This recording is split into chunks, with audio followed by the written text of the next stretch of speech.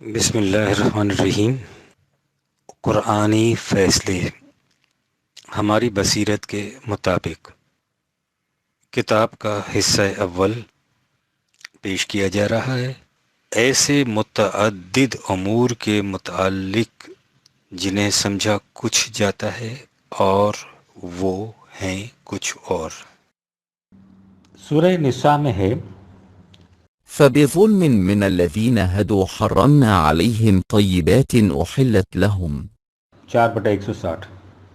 یہودیوں کی زیادتی کی وجہ سے ہم نے ان پر وہ خوشگوار چیزیں جو ان کے لیے حلال تھیں حرام قرار دے دیں۔ اس کے بعد ان کی ان زیادتیوں کی تفصیل دی گئی ہے جن کی سزا کے طور پر ان پر حلال چیزیں حرام قرار دی گئی تھیں۔ سورہ نحل میں کہا ہے کہ یہ حکم خدا کی طرف سے ظلم نہیں تھا، انہوں نے خود اپنے آپ پر ظلم کیا تھا جو اس سزا کے مستوجب قرار پا گئے۔ 16/118۔ اس سے ظاہر ہے کہ جن چیزوں کو خدا نے حرام قرار نہیں دیا انہیں حرام قرار دے دینا لوگوں کو سزا دینا ہے۔ یہودیوں کو اس سزا سے نجات دلانے کے لیے حضرت عیسیٰ علیہ السلام تشریف لائے، چنانچہ آپ نے ان سے کہا کہ میری بعثت کا مقصد یہ ہے کہ ولأحل لكم بعض الذي حرم عليكم 3/50 تاکہ جو چیزیں تم پر حرام قرار دے دی گئی ہیں ان میں سے بعض کو حلال قرار دوں۔ یہودیوں نے حضرت عیسیٰ کی مخالفت کی اور اس طرح اپنی سزا کی زنجیروں کو خود اپنے ہاتھوں سے مضبوط کر لیا۔ آپ کے بعد نبی اکرم صلی اللہ علیہ وسلم تشریف لائے اور اللہ تعالیٰ نے آپ کی بعثت کا مقصد یہی بتایا۔ ويحل لهم الطيبات ويحرم عليهم الخبائث 7/156۔ وہ ان کے لیے پاکیزہ چیزیں حلال کرے گا اور خبیث چیزوں کو حرام قرار دے گا، لیکن انہوں نے قرآن کی مخالفت کی اور اس طرح اپنی خود ساختہ زنجیروں میں جکڑے رہنا پسند کیا جن میں وہ اب تک ماخوذ ہیں۔ توہم پرستی۔ اہل کتاب نے علماء اور مشائخ، احبار و رہبان کے فتاویٰ کے مطابق حلال و حرام کی فہرستیں مرتب کر رکھی تھیں جن کے لیے خدا کی کوئی سند ان کے پاس نہیں تھی۔ باقی رہے مشرکین عرب، سو ان کے ہاں حرام و حلال کے متعلق کچھ باتیں وراثتاً چلی آتی تھیں جو محض توہم پرستی پر مبنی تھیں۔ قرآن نے ان کی بھی مخالفت کی۔ مویشیوں میں سے فلاں حرام ہے، کھیتی میں سے یہ منع ہے، سواری کے جانوروں میں سے فلاں فلاں پر چڑھنا ناجائز ہے۔ 6/138۔ فلاں چیز مردوں کے لیے حلال ہے اور عورتوں کے لیے حرام۔ 6/139۔ اونٹنی اس قسم کا بچہ دے تو وہ حرام ہے، گائے کے فلاں فلاں بچے حرام ہیں۔ 6/144۔ ان سے کہا گیا کہ یہ سب فہرستیں تمہارے یا تمہارے آباء و اجداد کی مرتب کردہ ہیں۔ 6/148۔ تم اللہ کی طرف سے ان کی نسبت یوں ہی کرتے ہو۔ 6/141۔ اس کے لیے انہیں چیلنج دیا گیا کہ اگر تم اپنے اس دعوے میں سچے ہو کہ یہ خدا کی طرف سے حرام کردہ ہیں تو اس دعوے کے ثبوت میں گواہ لاؤ۔ 6/150۔ سند صرف قرآن کی ہے۔ ان تصریحات سے بھی واضح ہے کہ قرآن کریم کی روح سے حرام و حلال کے لیے سند صرف حکم خداوندی کی ہے، اس کے علاوہ کچھ اور سند اور کوئی اور اتھارٹی نہیں۔ کھانے پینے کے علاوہ قرآن نے رشتے ناطے کے متعلق بھی بالتصریح بتا دیا ہے کہ کون سا حلال ہے اور کون سا حرام۔ سورہ نساء کی آیات 22 سے 24 میں ان کی فہرست دی ہوئی ہے۔ یہ ہے قرآن کی روح سے حلت و حرمت کی پوزیشن، جس سے واضح ہے کہ کسی چیز کے متعلق یہ کہنے کے لیے کہ وہ حرام ہے قرآن کی سند پیش کی جانی چاہیے۔ ہنگامی تقاضے۔ آخر میں اتنا کہہ دینا بھی ضروری ہے کہ ہو سکتا ہے اسلامی نظام کسی ہنگامی مصلحت یا ضرورت کے ماتحت کسی شے کا استعمال عارضی طور پر ممنوع قرار دے دے۔ مثلاً برسات یا ہیضے کے زمانے میں ہیلتھ آفیسر حکم دے دیتا ہے کہ شہر میں امرود یا کھیرے کا استعمال ممنوع ہے، یا جنگ کے زمانے میں حکومت فیصلہ کر دیتی ہے کہ سول آبادی کے لیے فلاں چیز کا استعمال ممنوع ہے کیونکہ فوجی ضرورت شدید ہے۔ واقص علی ذالک۔ ہو سکتا ہے کہ سب سے پہلے اسلامی نظام نے نبی اکرم اور خلافت راشدہ کے زمانے میں بعض چیزوں کے استعمال کو اسی طرح ممنوع قرار دیا ہو، لیکن ظاہر ہے کہ اس طرح کسی شے کے استعمال کو ممنوع قرار دینے اور کسی شے کو ابدی طور پر حرام قرار دینے میں بنیادی فرق ہے۔ کسی شے کو ابدی طور پر حرام قرار دینے کا اختیار خدا کے سوا کسی کو نہیں، لہٰذا ولا تقولوا لما تصف ألسنتكم الكذب هذا حلال وهذا حرام لتفتروا على الله الكذب إن الذين يفترون على الله الكذب لا يفلحون۔ 16/116 1958 عیسوی۔ حرمت شراب۔ کینیڈا سے ایک صاحب لکھتے ہیں کہ قرآن کریم نے شراب کو حرام قرار نہیں دیا ہے، اس لیے اس کے استعمال میں کیا حرج ہے؟ جواب: قرآن کریم نے خمر شراب کے متعلق کہا ہے کہ وہ رجس من عمل الشیطانی یعنی ناپاک ہے اور شیطانی کام۔ اس کے بعد ہے فَاجْتَنِبُوهُ لَعَلَّكُمْ تُفْلِحُونَ 5/90۔ اس سے اجتناب کرو تاکہ تم کامیاب ہو۔ اس کے بعد ہے کہ شیطان چاہتا ہے کہ خمر اور میسرہ سے تمہارے اندر عداوت اور بغض پیدا کر دے اور تمہیں اللہ کے ذکر اور صلاۃ سے روک دے۔ فَهَلْ أَنْتُمْ مُنْتَهُونَ 5/91۔ سو بتاؤ تم ان سے باز رہتے ہو یا نہیں؟ ہم پوچھنا یہ چاہتے ہیں کہ خمر کے بارے میں خدا کا منشا اور حکم معلوم کرنے کے لیے اس سے زیادہ وضاحت کی بھی ضرورت ہے؟ قرآن کریم کی ان تصریحات کی موجودگی میں جو شخص اس کا استعمال کرتا ہے وہ خدا کے حکم کی خلاف ورزی نہیں کرتا تو اور کیا کرتا ہے؟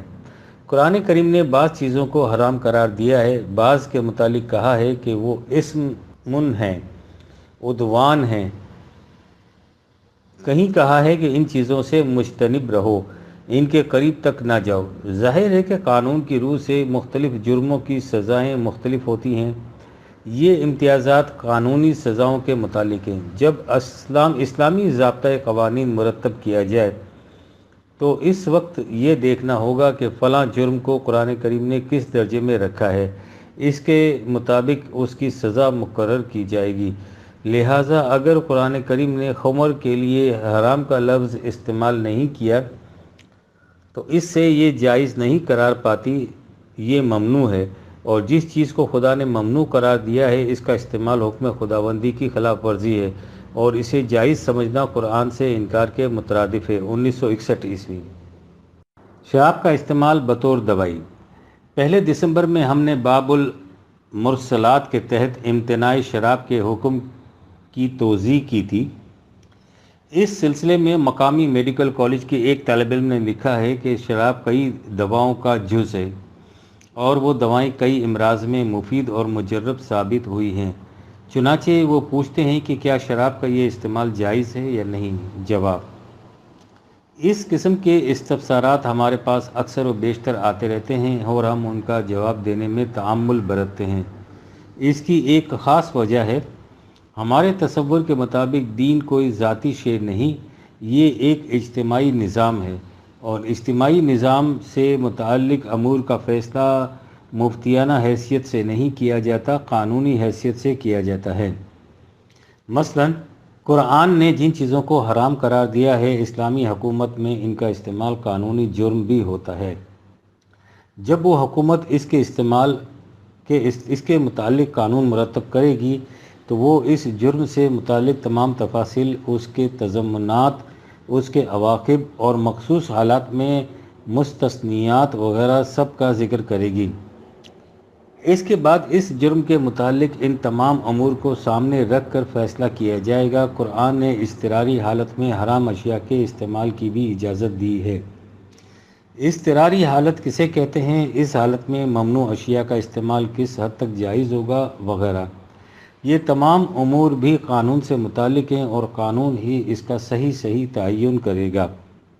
اس میں نہ کسی فرد سے فتوے مانگنے کی ضرورت ہوگی اور نہ کسی کو فتویٰ دینے کا حق ہی ہوگا، بجز ان ذمہ دار لوگوں کے جن کو خود حکومت نے ان کاموں کے لیے مامور کیا ہوگا۔ اس اصول کی روشنی میں زیر نظر استفسار کا جواب خود بخود مل جاتا ہے۔ البتہ اس کے بعد سوال یہ پیدا ہوتا ہے کہ جب کسی جگہ اسلامی قانون رائج نہ ہو تو انفرادی طور پر ان احکام کی پابندی کس طرح کی جائے۔ شراب کی ممانعت کے متعلق ہم گزشتہ صفحات میں تفصیل سے لکھ چکے ہیں۔ اس کی اجازت اضطراری حالت میں دی جا سکتی ہے، بیماری کی حالت اضطراری حالت ہو سکتی ہے، لیکن اس کا فیصلہ کہ کس بیماری کی کس حالت میں شراب کا یا کسی ایسی دوائی کا جس میں شراب کی آمدش ہو استعمال ناگزیر ہو جاتا ہے، صرف ایک ڈاکٹر ہی کر سکتا ہے۔ 1953 عیسوی۔ الکحل کا استعمال دوا سازی میں۔ کراچی سے ایک صاحب دریافت فرماتے ہیں کہ میں انگریزی دوا سازی کی صنعت قائم کرنے کا ارادہ رکھتا ہوں، مگر درمیان میں ایک بزرگ نے یہ کہہ کر روک دیا ہے کہ ان ادویات میں الکحل استعمال ہوتی ہے، لہٰذا ان کا بنانا اور بیچنا ناجائز ہے۔ کیا آپ بتائیں گے کہ کیا الکحل جبکہ اس کو نشے کے علاوہ کسی دیگر ضرورت کے لیے استعمال کیا جائے کا تیار کرنا، خریدنا اور بیچنا ناجائز ہے؟ اگر ناجائز ہے تو کیوں اور جائز ہے تو کیوں؟ اگر الکحل کی تجارت ناجائز ہے تو کیا جن چیزوں میں الکحل شامل ہے ان کی تجارت بھی ناجائز ہے؟ اگر ناجائز ہے تو کیوں؟ حالانکہ سرکے میں بھی الکحل کے اجزاء موجود ہیں اور شریعت میں وہ متفقہ طور پر حلال ہے۔ اگر ان ادویات کا تیار کرنا جن میں الکحل شامل ہے ناجائز ہے تو کیا ان کا استعمال جائز ہے؟ اگر جائز ہے تو کیوں اور اگر جائز نہیں تو کیوں؟ طول اسلام۔ قرآن نے جن چیزوں سے منع کیا ہے ان کے متعلق ضمنی قوانین مرتب کرنا قرآنی نظام کا کام ہوگا۔ وہی یہ متعین کرے گا کہ اضطراری حالت کون سے ہیں اور ان حالات میں ان چیزوں کے استعمال کی اجازت کس حد تک دی جا سکتی ہے۔ اس نظام کی عدم موجودگی میں افراد کے فتاویٰ کوئی حیثیت نہیں رکھتے۔ قرآن نے خمر کے استعمال کو ناجائز قرار دیا ہے۔ اس نے کہا ہے کہ اس میں فائدے بھی ہیں اور نقصان بھی، لیکن اس کے نقصانات اس کے فوائد سے کہیں زیادہ ہیں، لہٰذا بجز ان اضطراری حالات کے جن میں قرآن نے حرام چیزوں کے کھانے پینے کی اجازت دی ہے، شراب پینا قطعاً ناجائز ہوگا۔ اب سوال یہ ہے کہ دوا سازی کے کام میں الکحل کے استعمال کے متعلق کیا سمجھنا چاہیے؟ ظاہر ہے کہ اگر ان دوائیوں کا استعمال جن میں الکحل پڑی ہو جائز قرار پائے تو دوا سازی کے لیے اس کے استعمال بھی جائز ہوگا۔ ایلوپیتھی اور ہومیوپیتھی کی بیشتر دوائیاں الکحل میں بنتی ہیں اور ان دوائیوں کا استعمال عام ہو رہا ہے۔ ہمارا خیال ہے کہ اسلامی نظام ان دوائیوں کے استعمال کو ناجائز قرار نہیں دے گا۔ بہرحال جیسا کہ ہم نے شروع میں لکھا ہے، یہ ایسے سوالات ہیں جن کے متعلق قرآنی نظام ہی فیصلہ کن حکم دے سکتا ہے۔ افراد کی آراء شرعی فیصلے کی حیثیت اختیار نہیں کر سکتی۔ 1955 عیسوی۔ میسرہ۔ ایک صاحب دریافت فرماتے ہیں گھوڑ دوڑ ریسس میں جو لوگ بازی لگاتے ہیں اس کی بابت کیا حکم ہے؟ ایک دوسرے صاحب پوچھتے ہیں کہ آج کل یہ عام رواج ہوتا جا رہا ہے کہ انعامی طریق کے ٹکٹ پر لاٹری ڈالتے ہیں اور پھر کسی بڑے معزز لیڈر سے لاٹری نکلوا کر اشیاء متعلقہ تقسیم کرتے ہیں، اس کے متعلق قرآن کا کیا حکم ہے؟ جواب: بازی لگانا خواہ وہ گھوڑ دوڑ کے درمیان میں ہو خواہ کھانے کی میز پر، برج کے نام سے قمار بازی میں داخل ہیں جسے قرآن میسرہ کہتا ہے اور رجس من عمل الشیطان قرار دے کر اس سے اجتناب کا حکم دیتا ہے۔ 5/90۔ باقی رہا قرآن دازی کے ذریعے لاٹری نکالنا، سو یہ بعینیہ ہی وہ شکل ہے جسے اہل ایام جاہلیت میں میسرہ کہتے تھے۔ ان کے ہاں رواج تھا کہ اونٹ ذبح کر کے اس کے گوشت کے حصے کر لیتے، پھر 10 تیر لے کر انہیں اس طرح مخلوط کر دیتے جس طرح لاٹری کے ٹکٹوں کو باہم دیگر ملا دیتے ہیں، پھر ایک حکم کے ذریعے تیروں سے نمبر نکالتے اور اس کے مطابق گوشت کی تقسیم کرتے۔ جس کا نمبر خالی نکلتا اسے تمام گوشت کی قیمت ادا کرنی پڑتی۔ سو یہ چیز نہ صرف اپنی اصل کے اعتبار سے بلکہ ٹیکنیک کی روح سے بھی بالکل وہی ہے جسے آج کل قرآن دازی سے لاٹری نکالنا کہتے ہیں۔ اسی قسم کے اور تیر یا پانسے ہوتے تھے جنہیں ازلام کہا جاتا تھا، ان سے بھی چیزوں کی تقسیم کیا کرتے یا فال لیا کرتے تھے۔ دیکھیے 5/3 اور 5/90۔ لیکن آج کل ہماری حالت یہ ہے کہ 500 سے پیسوں کا جواز جوا کھیلنے والے سوسائٹی میں جواری کہلاتے ہیں اور آئے دن پولیس ان کے جوئے خانوں پر چھاپے مارتی رہتی ہے، لیکن گھوڑ دوڑ کے میدانوں میں یا برج کی میز پر ہزاروں روپوں سے وہی کچھ کرنے والے سوسائٹی میں سب سے معتبر شمار کیے جاتے ہیں۔ اور قرآن دازی سے لاٹریاں نکالنا تو ایسا مقدس طریق قرار پا گیا ہے کہ شاید ہی کوئی ایسا اسلامی اجتماع ہوتا ہوگا جس میں لاٹری کے ذریعے جاذبیت نہ پیدا کی جائے اور یہ متبرک رسم مبارک ہاتھوں سے سر انجام نہ دلائی جائے۔ قمار بازی کے یہ تمام انداز ہماری مہذب سوسائٹی کے فیشن میں داخل ہیں اور ان کے خلاف لب کشائی کرنے والا دقیانوسی، لیکن ان مہذب جواریوں کو یہ کون بتائے کہ نام بدل دینے سے اشیاء کی حقیقت نہیں بدل جایا کرتی۔ شراب شراب ہی رہتی ہے، خواہ اسے ڈرنکس کہہ کر کیوں نہ پکارا جائے، اور جوا جوا ہی ہوتا ہے، خواہ اسے برج یا لاٹری کے نام کیوں نہ دے دیے جائیں۔ پھر اس پر بھی غور کیجئے کہ جس طرح قرآن نے شراب کے لیے خمر کا لفظ استعمال کر کے ہر اس چیز سے اجتناب کا حکم دیا ہے جس سے عقل پر پردہ پڑ جائے، خمر کے معنی ڈھانپنے کا کپڑا یا اوڑھنی ہے، اسی طرح اس نے میسرہ کے لفظ سے ایک بہت بڑے اصول کی طرف اشارہ کیا ہے۔ میسرہ کا مادہ یسر ہے اور یسر کے معنی آسانی ہے، لہذا میسرہ ہر وہ مال ہے جو آسانی سے ہاتھ آ جائے۔ قمار بازی اس کی ایک شکل ہے، باقی تفصیل آپ خود سمجھ لیجئے۔ 1953 عیسوی۔ سینما دیکھنا کیسا ہے؟ ایک صاحب دریافت کرتے ہیں کہ سینما دیکھنا جائز ہے یا ناجائز، اور اسے بہتر کس طرح بنایا جا سکتا ہے؟ جواب: عرض ہے کہ سینما بجائے خیش نہ جائز ہے نہ ناجائز ہے۔ سینما معلومات میں اضافہ کرنے، خیالات پھیلانے یا جذبات کو ابھارنے کا ذریعہ ہے۔ اگر وہ معلومات مفید، خیالات نیک اور جذبات صالح ہوں تو سینما جائز ہی نہیں بلکہ تعلیم و تربیت کا ایک عمدہ ذریعہ بن سکتا ہے۔ لیکن اگر یہ چیزیں ایسی ہوں جن سے قلبی اور ذہنی صلاحیتیں بگڑتی اور اخلاق خراب ہوتے ہوں تو سینما بے حد مذموم اور مسموم ہے، اور یہ چیز سینما تک ہی محدود نہیں۔ جتنی چیزیں مقصود بذات نہیں بلکہ کسی مقصد کے حصول کا ذریعہ ہیں، ان سب کی یہی کیفیت ہے۔ مثلا دولت یا قوت اگر تعمیر انسانیت کے کاموں میں صرف ہوتی ہے تو بڑی مستحسن ہے، اگر اس کا نتیجہ تخریب ہے تو سخت معیوب ہے۔ جس قوم کے سامنے زندگی کا بلند مقصد ہو وہاں سینما یا اس قسم کے نشر و اشاعت کے اور ذرائع اس مقصد کے حصول کے لیے استعمال کیے جاتے ہیں، لیکن جہاں یہ شکل نہ ہو وہاں یہ صرف کاروباری کمرشل جنس بن جاتے ہیں۔ اور یہ ظاہر ہے کہ جب کوئی چیز کاروباری سطح پر آ جائے تو اس میں کسی بلند مقصد کا سوال ہی پیدا نہیں ہوتا، اس لیے کہ کاروبار چلانے والے کے سامنے اپنے مفاد کے علاوہ کوئی اور مقصد ہو نہیں سکتا۔ وہ وہی مال منڈی میں لائے گا جس کے زیادہ خریدار ہوں۔ اس طرح سینما عوام کے ذوق یا جذبات کی تسکین فراہم کرنے کا ذریعہ بن جائے گا۔ یہی حالت پریس کی ہے، جو سینما سے بھی زیادہ مؤثر ذریعہ نشر و اشاعت ہے۔ قوم کے سامنے مقصد ہوگا تو پریس عوام کے ذہن کی سطح بلند کرتے ہوئے انہیں اس مقصد کی طرف لے جائے گا۔ اگر اس کی حیثیت کاروباری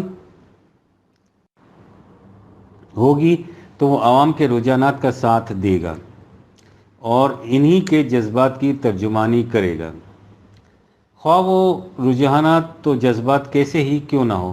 جو شخص اس مقصد کو لے کر میدان میں آئے گا وہ عوام کے غلط رجحانات و جذبات کی اصلاح کرے، ان میں صحیح تبدیلی پیدا کرے اور ان کی قلبی و ذہنی سطح بلند کرے، ان میں صحیح اور غلط کے پرکھنے کی صلاحیت پیدا کر دے۔ اسے قدم قدم پر سخت موانع درپیش ہوں گے، اسے ساتھی بہت کم ملیں گے اور مخالفت بڑی شدید ہوگی، اس لیے اکثر و بیشتر ہوگا یہ کہ وہ ہمت ہار کر بیٹھ جائے گا۔ لہٰذا سینما ہو یا اسی قسم کے نشر و اشاعت کے دیگر ذرائع، انہیں انفرادی کاروباری سطح پر نہیں ہونا چاہیے۔ اصل یہ ہے کہ ایک نومولود بچے کی پرورش کی طرح ایک نومولود قوم کی تربیت کے سلسلے میں کاروباری ذہنیت تباہ کن ہوتی ہے۔ اس میں لاگت اور بازیافت ریٹرن کا حساب ہی نہیں ہونا چاہیے، اس میں خرچ برابر کیا جائے گا اور آمدن کے لیے یہ دیکھا جائے گا کہ اس بچے کی کس قدر پرورش اور اس قوم کی کس حد تک تربیت ہو رہی ہے۔ اس کے لیے ذہنیت مادرانہ ہونی چاہیے، نہ کہ تاجرانہ۔ مادرانہ ذہنیت معاوضے کے خیال کے بغیر ایثار کی حامل ہوتی ہے۔ قرآن ایسا نظام دین تجویز کرتا ہے جس میں معاشرے کا افراد کے ساتھ اسی قسم کا تعلق ہوتا ہے۔ وہ جس طرح افراد کی طبیعی پرورش کا بلا معاوضہ کفیل ہوتا ہے، اسی طرح ان کی تربیت، تعلیم و تربیت کا بھی ذمہ دار ہوتا ہے۔ وہ ذرائع رزق اور ذرائع تربیت قلب و دماغ کو تعمیر افراد کے لیے استعمال کرتا ہے، اور چونکہ اس کے سامنے زندگی کا نصب العین خدا کا مقرر کردہ ہوتا ہے، اس لیے اس کی تمام جدوجہد کا رخ اسی نصب العین کی طرف ہوتا ہے۔ اس کا یہی نصب العین ہے جو اسے دنیا کے دوسرے نظاموں سے منفرد اور الگ کرتا ہے۔ غیر خداوندی نظاموں میں جب ذرائع رزق اور اسباب نشو و اشاعت معاشرے کے کنٹرول میں ہوں تو افراد کی آزادی کا گلا گھٹ جاتا ہے، لیکن اسلامی نظام کے نصب العین کی بلندی انہی ذرائع کو افراد کی فکر و نظر کی صلاحیتوں کی نشو و نما کا ضامن بنا دیتی ہے۔ اسے نظام ربوبیت کہتے ہیں، یعنی عالمگیر انسانیت کی طبیعی اور انسانی صلاحیتوں کی نشو و نما کا ذمہ دار نظام۔ ان تمام خرابیوں کی اصلاح کا یہی واحد طریق ہے جو آج کل دنیا میں ذرائع نشر و اشاعت کے غلط استعمال سے پیدا ہوئی ہیں۔ 1961 عیسوی۔ موسیقی کے متعلق فتویٰ۔ ہفتہ وار صدق جدید لکھنؤ کی 27 فروری 1959 کی اشاعت کے باب المرسلات میں ایک صاحب نے موسیقی اور مزامیر کے جواز اور عدم جواز کے متعلق چند سوالات کیے ہیں، جن کے جواب میں صدق نے حسب ذیل نوٹ لکھا ہے۔ مراسلہ نگار بالآخر جس نتیجے پر پہنچے ہیں وہی صحیح ہے۔ افراط و تفریط سے پاک گانا جیسا کہ وہ مروج ہے، شریعت اسلامی کے مزاج میں کوئی دخل نہیں رکھتا، وہ صرف مہذب اخلاق قسم کے لہو و لعب میں آتا ہے، اور بطور پیشہ اور فن کے اس کو استعمال کرنا تو بالکل ہی ناجائز ہے۔ البتہ جہاں مقصود محض اپنی تفریح اور دل بہلاوا ہو، اور جو اخلاقی خرابیوں سے خالی ہو، یا شادی وغیرہ کے موقع پر محض وقتی طور پر، ایسی صورتوں میں کوئی مذائقہ نہیں۔ بقول مراسلہ نگار صاحب کے یہ مواقع توسع اور چشم پوشی کے ہیں۔ باجوں مزامیر میں دف کے مستثنیٰ کرنے کے کوئی معنی نہیں۔ ملک کا ہر سادہ مروج باجا اس کے ذیل میں آ سکتا ہے، البتہ باجوں میں بھی وہی احتیاط چاہیے۔ جو باجا جتنا زیادہ سادہ ہوگا، اباحت کے قریب ہوگا، اور جتنا زیادہ مقتضیات فن و صناعت کے لحاظ سے آراستہ و پیراستہ ہو، اتنا ہی حدود اباحت سے دور ہوتا جائے گا۔ طلوع اسلام۔ اس ضمن میں دو ایک باتیں غور طلب ہیں۔ سب سے پہلے یہ کہ پوچھنے والے ان حضرات سے پوچھتے ہیں کہ فلاں بات کے متعلق اسلام کا کیا حکم ہے۔ اس کے جواب میں کہنا یہ چاہیے کہ اس باب میں خدا کا یہ حکم ہے، لیکن آپ دیکھیں گے کہ یہ حضرات اپنے جوابات میں کہیں خدا کے حکم کا ذکر نہیں کریں گے، ہمیشہ یہ کہیں گے کہ فلاں چیز جائز ہے اور فلاں ناجائز ہے۔ سوال یہ ہے کہ کسی انسان کو اس کا کیا حق حاصل ہے کہ وہ اشیاء کے جائز اور ناجائز ہونے سے کے فیصلے کرے، اور اس طرح لوگوں کو اپنے فیصلوں کا پابند بنائے۔ نہ صرف یہ بلکہ اپنے فیصلوں کو اسلام کا فیصلہ اور دین کا حکم قرار دے۔ جس خدا نے انسانوں کے لیے اسلام کو بطور دین تجویز کیا تھا، اسی نے یہ بھی کہہ دیا تھا کہ وَمَا اخْتَلَفْتُمْ فِيهِ مِنْ شَيْءٍ فَحُكْمُهُ إِلَى اللَّهِ 42/10۔ جس بات میں تمہیں اختلاف ہو، اس میں فیصلہ کن حکم خدا کا ہوگا۔ دوسری چیز خود اس فتوے سے متعلق ہے جسے محترم مدیر صدق نے صادر فرمایا ہے، یعنی یہ کہ جو باجا جتنا زیادہ سادہ ہوگا، اباحت کے قریب ہوگا، اور جتنا زیادہ مقتضیات فن و صناعت کے لحاظ سے آراستہ و پیراستہ، اتنا ہی حدود اباحت سے دور ہوتا جائے گا۔ ہماری سمجھ میں بالکل نہیں آتا کہ اس مجتہدانہ بلندی فکر و نظر کی داد کن الفاظ میں دی جائے، یعنی اس اجتہادی اصول کی داد کہ اگر کوئی شے سادہ شکل میں ہو تو اس کا استعمال جائز ہوگا، اور اگر اس میں فنی باریکیاں پیدا ہو جائیں تو وہ ناجائز ہو جائے گی۔ مثال کے طور پر اکے کی سواری جائز ہوگی اور ہوائی جہاز کی ناجائز۔ دودھ میں شکر ملا کر پی جائے تو جائز، اور ان دونوں کے امتزاج سے قلاقند بنا لیا جائے تو ناجائز۔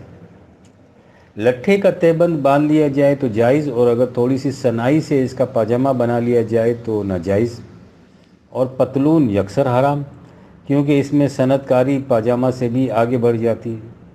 اس سے آپ نے اندازہ لگا لیا ہوگا کہ ان حضرات کے نزدیک فقہ کے اصول کس طرح متعین ہوتے ہیں اور ان اصولوں کی روشنی میں جائز اور ناجائز کے فیصلے کس طرح۔ اسے بھی پیش نظر رکھیے کہ یہی حضرات ہماری آنے والی نسلوں کے لیے اسلاف بن جائیں گے اور ان کے فیصلوں کو فقہائے سلف کے فیصلے قرار دے کر شریعت میں بطور سند پیش کیا جائے گا۔ اس کے بعد اصل الاصول کی طرف آئیے۔ قرآن کریم میں موسیقی کو کہیں حرام یا ناجائز قرار نہیں دیا گیا۔ غور کیجئے کہ موسیقی کہتے کسے ہیں؟ گلے سے آواز نکالیے یا کسی ساز میں پھونک مار کر یا مضراب سے چھیڑ کر، اگر وہ آواز بے ہنگم ہوگی تو اسے شور کہیں گے، اسے کوئی حرام قرار نہیں دے گا۔ لیکن اگر اس میں توازن ہوگا تو اسے موسیقی کہیں گے، جسے یہ حضرات حرام قرار دیتے ہیں۔ اس سے ظاہر ہے کہ یہ دراصل آواز کا توازن ہے جو ان لوگوں کے نزدیک حرام ہے۔ اب جو ذہنیت محض توازن کو حرام قرار دے، اس کے متعلق کیا کہا جائے؟ اب رہا یہ کہ اسے اخلاقی خرابیوں سے پاک ہونا چاہیے، تو یہ تو مجرد آواز سے تو نہ اخلاقی خرابی پیدا ہو سکتی ہے نہ اخلاقی حسن۔ یہ تو ان اشعار یا ابیات پر مبنی ہوگا جنہیں گایا جائے۔ اگر وہ اشعار مخرب اخلاق ہیں تو ان کا لکھنا پڑھنا سننا بغیر گانے کے بھی ناجائز ہوگا۔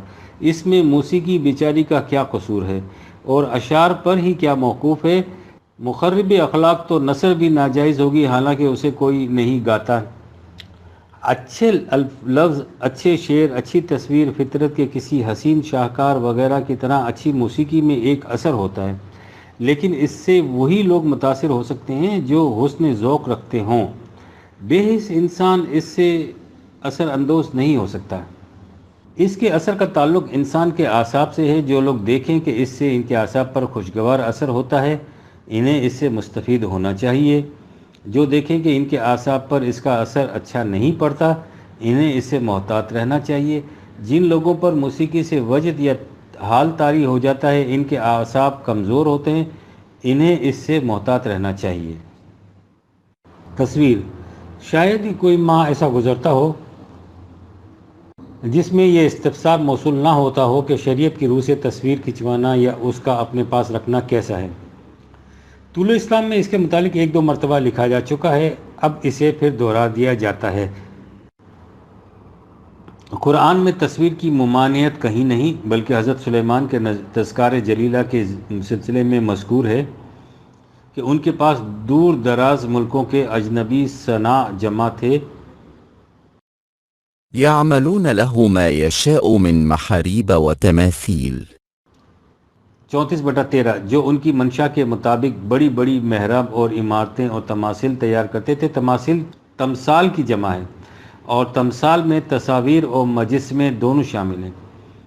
اب ظاہر ہے کہ جب خدا کا ایک اولو العزم رسول تصاویر اور مجسمے تیار کراتا ہو اور قرآن اس کا ذکر کر رہا ہو اور اس کی ممانعت کہیں نہیں آئی ہو، تو پھر ازروع قرآن تصویر کی ممانعت کیسے ہو سکتی ہے؟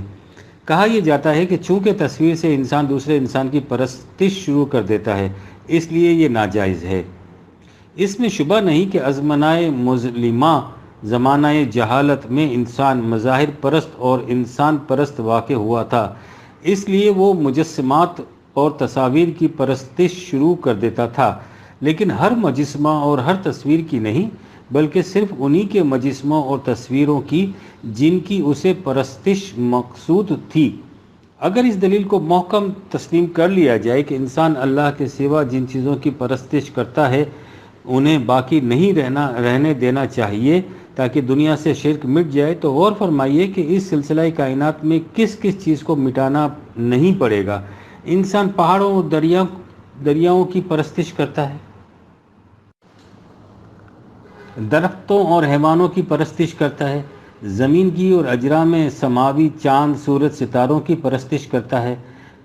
وہ ان چیزوں کی تصاویر کی پرستش نہیں کرتا بلکہ خود ان چیزوں کی پرستش کرتا ہے۔ تو کیا اس شرک کو مٹانے کے لیے ان تمام چیزوں کو مٹا دیا جائے گا جن کی یہ پرستش کرتا ہے؟ کیا ان کا مٹانا ممکن ہے بھی ہے؟ انسان پرستی میں آپ کہہ سکتے ہیں کہ انسانوں کی تصاویر یا ان کے مجسمے مٹا دینے سے ان کی پرستش نہیں ہوگی، لیکن ذرا گہرائی میں جا کر دیکھیے کہ کیا ان کے مٹانے سے واقعی شرک مٹ جاتا ہے؟ اگر آپ ان تصاویر کو مٹا بھی دیں گے تو ان تصاویر کو کیا کریں گے جو انسان نے اپنے قلب کی چوکھٹوں میں محفوظ کر رکھی ہیں؟ اگر آپ شیخ کی تصویر کو سامنے نہیں رکھنے دیتے تو وہ مراقبے میں تصور شیخ سے اپنے سینے کو بتکدہ بنا لیتا ہے۔ سو اصل شے انسان کے دل و دماغ کے بتکدوں کو معبود اور باطل سے پاک کرنا ہے۔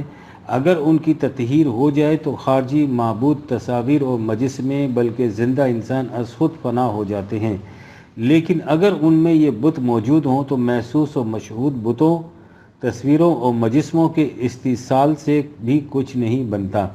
کتنے مسلمان ہیں جو تصویر کشی، مجسمہ سازی، قبر پرستی کو حرام سمجھتے ہیں، لیکن ان کے سینوں کو ٹٹول کر دیکھیے اور پھر غور کیجیے کہ ان میں کتنے کتنے بڑے لات و منات اور حبل و عزا چھپے بیٹھے ہیں۔ رحمدہ اقبال را در کعبہ اے شیخ حرم، ہر زماں در آستی دارت خداوند دیگر۔ لہٰذا اصل شے تو غیر اللہ کی عبودیت ہے، جس سے روکنا مقصود ہے، نہ کہ نفس تصویر۔ آغا خانیوں میں چونکہ سر آغا خان کی پرستش کی جاتی ہے، لہٰذا ان کی ہر تصویر معبود کی حیثیت رکھتی ہے، اور اس فرقے کا جاہل اور سمجھدار ہر شخص اس تصویر کی پرستش کرتا ہے۔ اس کے برعکس قائد اعظم مرحوم کی تصویر مسلمانوں کے قریب قریب ہر گھر میں موجود ہے، لیکن سمجھدار طبقہ تو ایک طرف جوہلا میں سے بھی شاید ہی کوئی ایسا ہو جو اس کی پرستش کرے۔ موہندن چونکہ قبر پرستی مسلمانوں میں عام ہے، اس لیے انہیں قائد اعظم کی قبر کی پرستش کے آثار آہستہ آہستہ ابھرتے چلے آ رہے ہیں۔ لہذا تصویر بجائے خیش کوئی ایسی چیز نہیں جسے شجر ممنوعہ قرار دیا جائے۔